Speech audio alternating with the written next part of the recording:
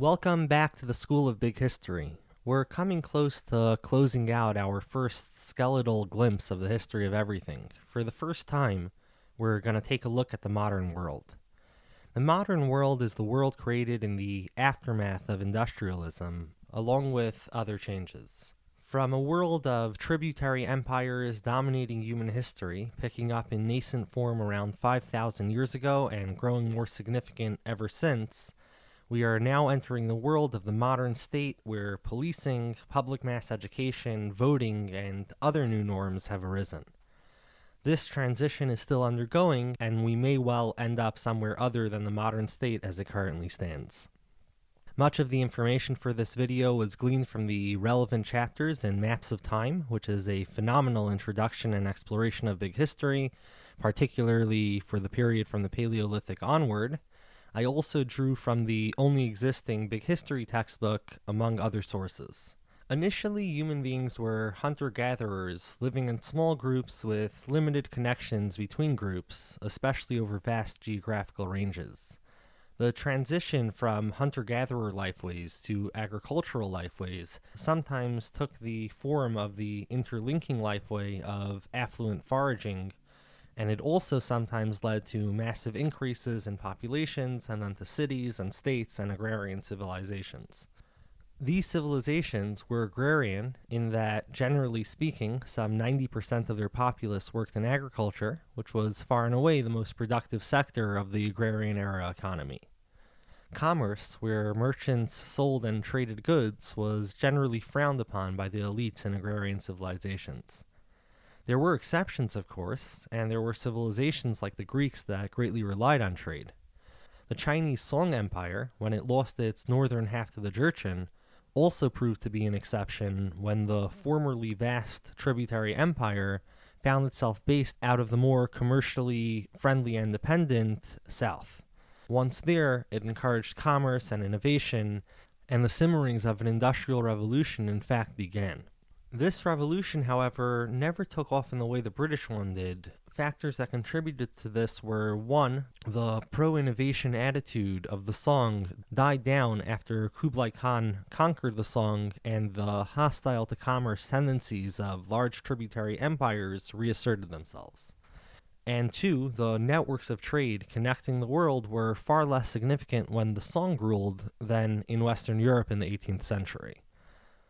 By the 18th century, not only had trade networks increased within Afro-Eurasia, the world zones themselves had been unified, and instead of finding themselves on the far end of the vast Afro-Eurasian trading networks, these Western European maritime traders now found themselves at the center of it.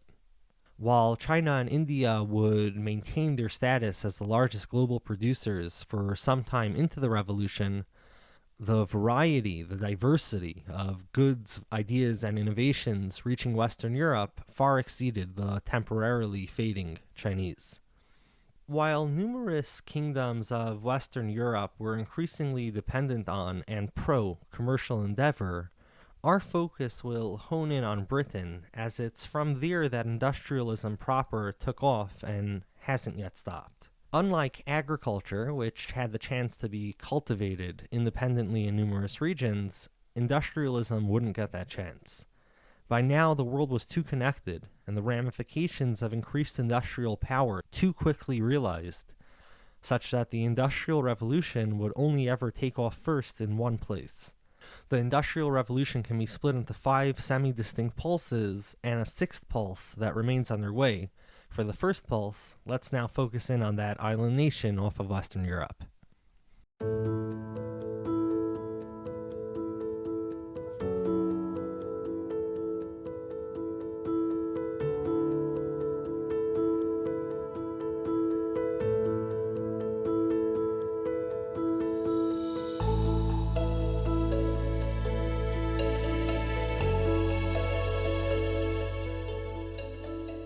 The first pulse of the Industrial Revolution took place largely in Britain in the late 18th century, with a nice mark of a major turning point occurring in 1776 with the invention of the Watt steam engine. It's in Britain that the large growth rates of modernity are first clearly recognizable, and the story starts earlier than 1776. By 1700, Britain was already primed in many ways for increased rates of innovation. Merchants were supported and protected by the government, and the members of parliament increasingly had parts of their wealth dependent on commerce, with some members being merchants themselves. The incorporation of agricultural innovations is where the productivity revolution got going. Innovations, many of which had been around for centuries, were now implemented in a rapid span due to the increasingly competitive nature of agricultural production. From around 1500 CE, land had been consolidated under larger landowners, and traditional customary rights to the land had been abrogated, and more peasants found themselves as wage laborers without a piece of land to sustain them. The already diminished number of private landowners in 1786 totaled 250,000, and that had been radically reduced to a mere 32,000 by 1816. Without land for self-sustaining, these former peasants were wholly dependent on the market economy. In 18th century Britain, agriculture became more and more productive as innovations were implemented and populations grew, which increased the market, and colonial markets saw growth as well. Despite being merchant-friendly and increasing agricultural production, Britain was by no means the most merchant-friendly state in the region, and productivity increases in agriculture wouldn't be enough to tumble the world into modernity. But developing a way to better harness the power latent in coal and tie that to innovations in production technology, then we have something to talk about. Already by 1700, about half of Britain's populace performed some form of wage labor, from the landless depending wholly on wage labor, to those with some land being dependent to varying extents. As we've seen, the numbers of the landless would continue to rise. By 1825, small owner-occupiers were no longer a significant segment of the population, and the more individuals dependent on the market, the bigger the market is, and the more any individual selling in that market benefits from improving their production technologies. A major boon to productivity in the late 18th century came from coal, and as early as 1700, the depleting amount of trees on the island had more people turning to coal for various heating purposes. Using coal is relatively easy when you have surface coal deposits, which Britain had, but already prior to 1700, more effort was being made in mining coal from lower and lower underground. The flooding of these mines dampened, pun intended, the prospects of coal, but in 1698, Thomas Savery invented a usable steam-based pump to pump out the water. The steam came from burning coal, and the amount of coal required for the task made the pump impractical to be implemented for use away from mines. Thomas Newcomen improved on the pump in 1712, which was applied to iron production and other uses from 1742 onward in Europe and the US, and then James Watt invented his steam engine, which finally rendered the pump sufficiently efficient to use away from coal mines, and it was soon installed in textile factories. Textile production itself had seen improvements in production from innovations in machinery through the century, with cotton transitioning from expensive import to mass consumption product by 1800. Alongside the use of coal technologies to boost textile production, iron manufacturing saw a tenfold jump in the 18th century, with significant improvements in the 1760s as Abraham Darby's coking practice was improved upon, and then even further improvements came in the aftermath of Henry Cort inventing the puddling process in 1784. Shortly before Watt invented his 1776 steam engine, in 1750, China and India combined for a total of 57.5% of global production. Britain, in turn, produced roughly 1.6% of global production. As the century trundled on, the numbers started shifting some, with Britain climbing to 4.1% of global production by 1800, and the newly formed United States of America responsible for a mere 0.7%. Meanwhile, China held strong at 33% of global production, while the combination of India and China had fallen to 53%, and this story is just getting going. The first pulse of the Industrial Revolution mostly affected iron, coal, and textile production. In the early years of the 19th century, however, a new and slightly more expansive pulse would arise. The second pulse of industrialization and innovation occurred in the early 19th century, and it affected an acceleration in production across much of Western Europe, and this time the northeastern seaboard of the United States joined in a big way as well. The hallmarks of this second wave are the steamships and steam-powered locomotives that increase transportation capability significantly, and the increased application of steam to industry, as well as further technological innovations accelerating the already increasing production levels of coal, textiles, metals, and other goods. The first practical steam engine-based locomotive was made by Richard Trevithick right after the turn of the century in 1801. I'll take a moment of silence so we could all take in what a remake of this vehicle, named Puffing Devil, looks and sounds like.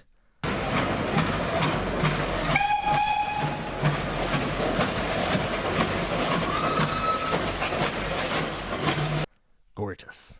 In 1825, the Stockton and Darlington Railway became the first public railway to use steam locomotives, which they used solely for transporting coal, and by 1833 they began to use the steam locomotives for transporting humans as well. By the 1840s, industrialization had taken off in Belgium, Switzerland, France, Germany, and the United States. Despite this spread and acceleration, when we take a glance at the 1830 world, we find that China and India are producing slightly under 50%, while the combined productive powers of Britain and the US had climbed to just about 13%. Despite the continued dominance in net global production, the increasingly cheap exports of the industrializing Western Europe and United States were getting less possible to compete with. And cheapness of production was allied with the increasingly dominant strength of the industrialized powers in the face of the non-industrialized ones. In the First Opium War of 1839 to 1842, Britain compelled what fleetingly remained the largest global producer, China, to accept opium imports, and other imports soon followed. In other news of the time period the Second Pulse covers, between 1810 and 1825, the Spanish and Portuguese colonies of South America established independence and mostly became producers of raw materials to export to industrial nations. The middle decades of the 19th century saw a third pulse of industrialization with acceleration across Western Europe, barring southern Italy and much of Spain, and with a heightened growth seen in Germany, which had been economically unified to an extent under the Zollverein, or German Customs Union, of 1834. Heightened acceleration was also seen in the northeastern United States. Communications were revolutionized with the telegraph coming in 1837 and the telephone in 1876. In 1858, Britain took direct control of India from the East India Company. It's during this period as well that the first viable machine gun, the Gatling gun, is invented and promptly used in the First Industrial War, the United States Civil War. The 1870s saw new industries develop, namely those of chemical manufacturing, most notably fertilizers and dyes, and steelmaking, thanks in large part to the Bessemer process of the 1850s and the Siemens-Martin process of 1865. In the 1870s as well, electricity was harnessed to aid industry. By 1860, the UK and US duo were now neck and neck in gross manufacturing with the combined forces of China and India, with each side clocking in around 27.5% of global production. In the late 19th century and into the early years of the 20th and beyond, we see the fourth pulse of industrialization as industrialization is picked up in earnest by both Russia and Japan. And in the United States of America, industrialization makes its march westward from the industrialized northeastern seaboard and then down south as well. Oil, in combination with the internal combustion engine, is much of the lifeblood pulsing this pulse, and a new power on the scene are the newly evolved international companies. From 1880 to 1900, industrialized states took over much of Africa. The takeover was aided in part by the 1884 invention of a machine gun that used a belt feed, the Maxim Gun. By 1914, the entirety of Africa, sans Ethiopia and Liberia, were under the control of the British, French, Germans, Belgians, Italians, Spanish, and Portuguese. By 1900, India and China no longer stood as rivals in gross manufacturing to the most productive industrial nations of the era, the UK and the United States. Instead, from the near 60% of global production China and India produced in 1750, they'd fallen to just 8%, while the combined powers of the UK and US amounted to 42%. Even Russia, Germany, and France each contributed a higher percentage of global production in 1900 than China. In 1911, China, having seen 2 rebellions in the prior 60 years, had its imperial system collapse and entered its Republican era, which lasted until 1949, unless, of course, Taiwan somehow takes over China one day and the Republic of China will have returned. As we near the advent of a period of global wars with a nice sprig of worldwide economic depression to boot, manufacturing growth slowed and markets constrained as trading goods between many countries became a less viable prospect. But a harbinger of the good times to soon come for the most productive and powerful industrial nations entered right before the First World War, with the application of factory line assembly to car production by Henry Ford and his 1913 Model T. Notably, by 1913 as well, Germany had eked ahead of the UK as the most productive European country. From 1913 up until the mid-70s, the then industrially developed world was responsible for over 90% of global production. While there were local, temporary fallbacks in production levels, global growth continued but slowed down over the period of World War I, the Depression, and World War II. While much production slowed during this period, one type of industrial production flourished, namely that of weaponry, and new discoveries were made that would be applied to growth and production after the wars. Weaponry grew so effective that in 1945, World War II neared a close with a bomb dropped by the now global industrial superpower, the United States, that killed 70,000 people in the blast itself and another 70,000 with the longer-term effects. And we humans have improved our mass-killing methods since, though we've yet to enact those. After World War II, we enter Pulse 5, and the world enters into a period of growth greater than any prior period. Latin America, East Asia, and Southwest Asia get into industrialization way more than previously in this pulse, and they start increasing significantly in production. Electronics revolutionized technologies across the board, and marking this period is a major rift between industrialized powers, as there arose the division in the industrial, as well as among some in the non-industrial world, into the two camps of capitalism and communism. Russia entered the period a communist nation, and most significantly, China joined in 1949. As of 1950, China and India were batting at 4% of global production, with the UK and US combining for 54%. By 1992, the divisions between the richest and poorest countries were wider than ever before, with the average income in the wealthiest countries being 72 times the average income in the poorest countries. This new reality of vast inter-regional inequalities was unheard of in the era of agrarian civilizations when intra-regional divisions more solely dominated. In the 70s and 80s, the most industrialized countries saw a slowdown in the growth of industrial capacity. This was true for the US, Germany, France, and Russia, and even more so for the UK, which actually saw a net drop in industrial capacity during this period.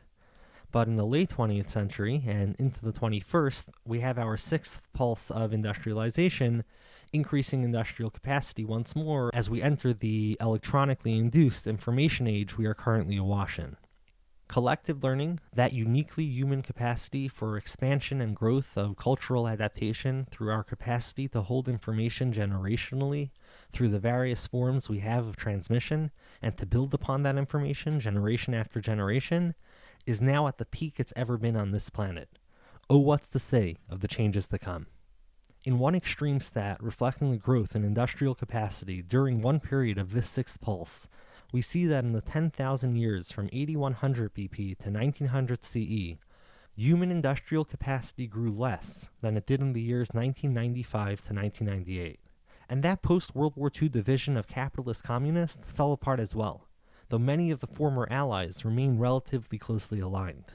The Soviet Union under Mikhail Gorbachev recognized the necessity of market forces for innovation and growth, but too little too late, and they collapsed shortly thereafter, and market economies came after. China saw a shift to an allowance for more market forces to play their role as well, and in this new era, communism of the old way has fallen, and seemingly the immediate future will continue to see a recognition of the necessity of at least semi-open markets in at least certain areas of production for the sake of growth and innovation, without which you cannot survive as a major player in the modern world. During this period, the world of Asia began to revivify and assert itself as the traditional global production leaders and powers they'd been, only now in a distinctly modern form. By 2011, China had once again become the world's largest producer, ending over a century of global production dominance on the part of the United States, which had been leading global production since shortly before 1900.